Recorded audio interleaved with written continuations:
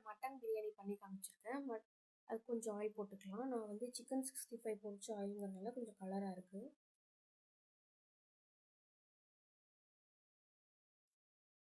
பிரியாணிக்குலாம் கொஞ்சம் பிரியாணி நான்வெஜ்க்குலாம் கொஞ்சம் ஆயில் கூட போட்டுக்குவேன் நான். இப்போ பிரியாணிக்கு போடுற ட்ரை ஸ்பைசஸ் எல்லாமே நம்ம ஆட் பண்ணிக்கலாம். பிரியாணிக்கு என்னென்ன ட்ரை ஸ்பைசஸ் போடுவோமோ அதெல்லாம் நம்ம போட்டுக்கலாம். பண்ணுற குவான்டிட்டிக்கு தகுந்த மாதிரி நம்ம போட்டுக்கணும். நான் 1/2 கிலோ பிரியாணி பண்ணுறேன். இது பொரிஞ்சோம். இது வந்து கொழுப்பு. நான் இப்போ காமிச்சது வந்து மட்டனோட கொழுப்பு. இப்போ ஆனியன் போட்டுக்கலாம். மட்டன் கொழுப்பு வந்து உங்களுக்கு குவான்டிட்டி கொழுப்பு நிறையா இருக்குன்னா ஆனியன், பச்சை மிளகா, இஞ்சி பூண்டு பேஸ்ட் இதெல்லாம் போட்டு வதங்கினதுக்கப்புறமா நீங்கள் கொழுப்பு ஆட் பண்ணணும். அது மட்டன் பிரியாணினாலும் சரி, இல்லை மட்டனில் வேறு எது குழம்பு, கிரேவி, ஃப்ரை என்ன பண்ணாலும் கொழுப்பு நிறையா இருக்குன்னா அது வெங்காயத்தோடு வதக்கிக்கோங்க. இப்போ நான் பச்சை மிளகாலாம் போட்டோன்னே இஞ்சி பூண்டு பேஸ்ட் போட்டுக்கிறேன். இஞ்சி பூண்டு பேஸ்ட்டு நான் ஹோம்மேடாக வீட்டில் இந்த மட்டன் பிரியாணி பண்ணுறதுக்கு தான் நான் ஃப்ரெஷ்ஷாக பண்ணி வச்சது. நல்லா இஞ்சி பூண்டு பேஸ்ட்டு நம்ம ஃப்ரெஷ்ஷாக வீட்டிலே பண்ணால் நல்லா ஃப்ளேவராக இருக்கும். இப்போ இஞ்சி பூண்டு பேஸ்ட் போட்டு நல்லா மிக்ஸ் பண்ணிக்கலாம்.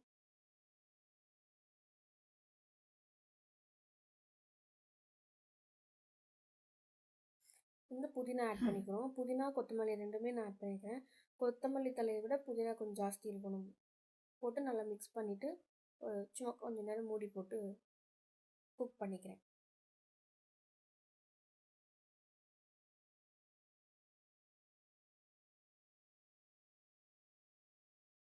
மூடி போட்டு ஒரு 5 மினிட்ஸ் குக் பண்ணிக்கிறேன். சும்மா தான் மூடி போட்டிருக்கேன். நீங்கள் தட்டு போட்டு மூடிட்டு 5 மினிட்ஸ் கழித்து நம்ம வதக்கி விட்டுக்கலாம். மிக்ஸ் பண்ணிவிட்டு இப்போ நம்ம மசாலா ஆட் பண்ணிக்கலாம்.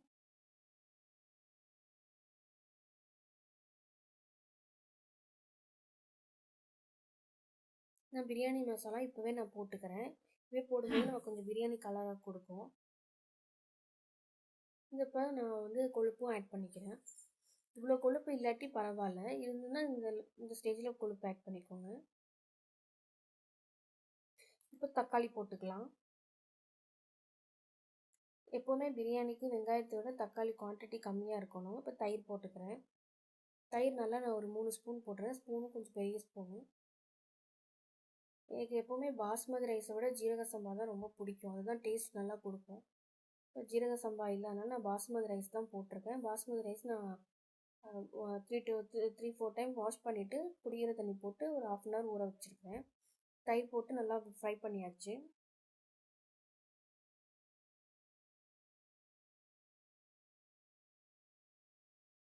மிளகாத்தூள், பிரியாணி மசாலா தான் நம்ம ஆட் பண்ணியிருக்கோம். நான் அந்த ரைஸ் போட்டிருக்கேன். இப்போ ரைஸ் நான் அதில் இந்த ஸ்டேஜில் மட்டன் போடணும். நான் மறந்துட்டு நான் ரைஸ் எடுத்து போட்டேன். இப்போ நம்ம மட்டன் இந்த இடத்துல மட்டன் தான் ஆட் பண்ணியிருக்கணும். இது நியூ சேனல் இப்போ தான் யூடியூப் சேனல் ஸ்டார்ட் பண்ணிகிட்ருக்கிறேன். எல் ஷேப் கிச்சன் என்னோடது. ஒரு சைடு நான் குக்கிங்க்கு தேவையான ரெசிபிஸ்லாம் வச்சுருக்கேன். ஒரு சைடு நான் கேமரா வச்சு ஃபோன் வச்சு ஷூட் பண்ணுறேன். அதனால் எனக்கு மட்டன் போடணுங்கிறது மறந்துட்டேன். இப்போ தான் ஞாபகம் வந்தது. இந்த இடத்துல இந்த கேப்பில் தான் ஞாபகம் வந்து அப்புறமா மட்டன் பீஸஸையும் ஆட் பண்ணியிருப்பேன். மட்டன் வந்து நான் குக்கரில் வேக வச்சுருந்தேன். 4 விசில் விட்டு மட்டன் வேக வச்சுக்கிட்டேன். மட்டனுக்கு வந்து தண்ணி வந்து அளவாக ஊற்றிக்கணும். மட்டன் பீஸஸும் தண்ணியும் ஈக்குவலாக இருக்கிற மாதிரி போட்டு 4 to 5 விசில் விட்டுக்கோங்க. பிரியாணிக்குங்கும் போது 4 விசில் போதும். ஏன்னா பிரியாணிலேயே நம்ம விசில் விடுவோம். இப்போ நல்லா மட்டன் பீஸு, ரைஸு எல்லாம் போட்டு நல்லா மிக்ஸ் பண்ணிக்கிறேன்.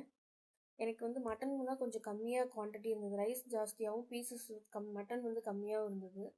அதனால் கொஞ்சம் இந்த நான்வெஜ் அந்த ஃப்ளேவர் கம்மியாக இருந்தது. நீங்கள் கொஞ்சம் மட்டன் வந்து ஜாஸ்தி போட்டுக்கோங்க. மட்டன் ஆர் சிக்கன் ஜாஸ்தி போட்டுக்கோங்க. இப்போ வந்து நம்ம மட்டன் வேக வச்ச தண்ணி இந்த சூப் இருக்கு இல்லையா, அந்த மட்டன் சூப்புவே நம்ம வந்து எவ்வளோ அரிசி எடுத்தோமோ அந்த அரிசிக்கு அளந்து போட்டுக்கணும். நான் 1க்கு 1.5 இந்த உலக்கில் அரிசி போட்டேன். 3 உலக்கு அரிசி போட்டேன். எப்போவுமே பாஸ்மதி ரைஸ் 1க்கு 1.5 போடணும். அது வந்து நான் மட்டன் சூப்பு போட்டுட்டு பத்தாவதுக்கு அரிசி ஊற வச்ச தண்ணியவே மிக்ஸ் பண்ணிட்டேன்.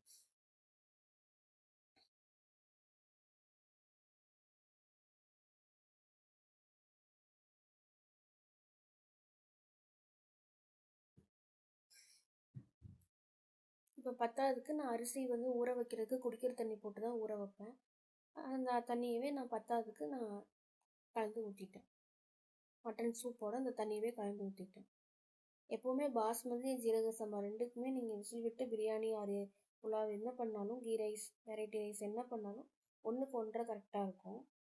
அது மாதிரி எப்போவுமே நம்ம பாஸ்மதி ரைஸோ ஜீரக சம்பாவோ ஒரு 3 டைம்ஸ் டேப் வாட்டரில் வாஷ் பண்ணிவிட்டு குடிக்கிற தண்ணி போட்டு ஊற வச்சு அந்த தண்ணியவே நீங்கள் அளந்து ஊற்றிக்கோங்க சாப்பாட்டு பிரியாணிக்கு. இப்போ நான் லெமன் ஒரு புழிஞ்சு ஊற்றிப்பேன். இந்த ஸ்டேஜில் நம்ம உப்பு போடுறேன். உப்பு வந்து ரைஸு மட்டனுக்கு எல்லாத்துக்கும் சேர்த்து உப்பு. நான் மட்டன் வேக வைக்கும்போது உப்பு போடல. நம்ம எப்போவுமே பிரியாணிக்கு வந்து இந்த பிரியாணி மிக்ஸ் பண்ணும்போது அந்த தண்ணியில் உப்பு லைட்டாக தூக்கலாக தெரியணும், ரொம்ப இல்லை, லைட்டாக உப்பு டேஸ்ட் தெரியணும். உப்பு கரிக்கக்கூடாது. அப்போ தான் சாதம் வெந்து வரப்போ உங்களுக்கு நல்லாயிருக்கும்.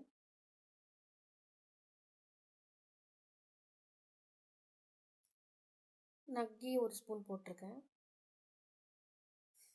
போட்டு நல்லா மிக்ஸ் பண்ணிக்க வேண்டியதான்.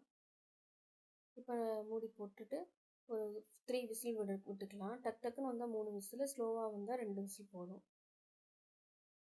பாஸ்மதி ஜீரக சம்பாலாம் 1க்கு 1.5 போட்டு 3 விசில் விட்டாவே நல்லா வெந்துடும். நம்ம அரை மணி நேரம் ஊற வைக்கணும். இப்போ பிரியாணி ரெடி ஆயிடுச்சு.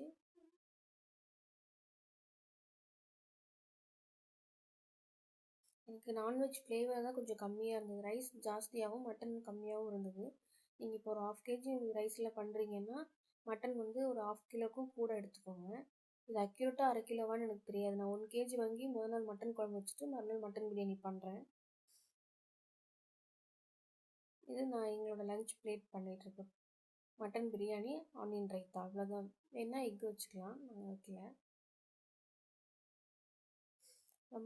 இதே டைப்பில் நீங்கள் மட்டனோ ஒரு சிக்கனோ ரைஸுக்கு தகுந்த குவான்டிட்டி போட்டிங்கன்னா நல்லா டேஸ்டியாக வரும். சப்ஸ்கிரைப் பண்ணுங்கள்.